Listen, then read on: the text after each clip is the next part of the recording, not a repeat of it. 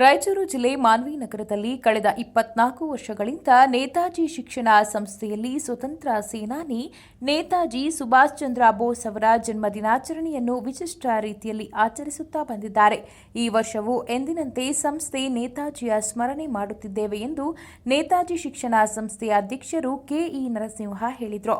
ಅವರು ಇಂದು ಸಂಸ್ಥೆಯಲ್ಲಿ ಹಮ್ಮಿಕೊಂಡಿದ್ದು ನೇತಾಜಿಯವರ 127ನೇ ಜಯಂತಿ ಕಾರ್ಯಕ್ರಮದಲ್ಲಿ ಮಾತನಾಡಿದರು.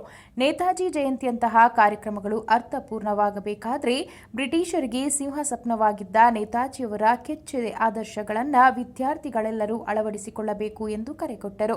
ಇನ್ನು ಈ ಸಂದರ್ಭದಲ್ಲಿ 100 ಜನ ನೇತಾಜಿ ವೇಷಧಾರಿ ವಿದ್ಯಾರ್ಥಿಗಳು ನೋಡುಗರ ಕಣ್ಮನ ಸೆಳೆದರು.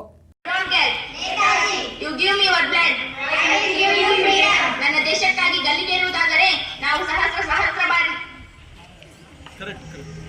ನಗುತ್ತಾ ಹೋರಾಡುತ್ತೇವೆ.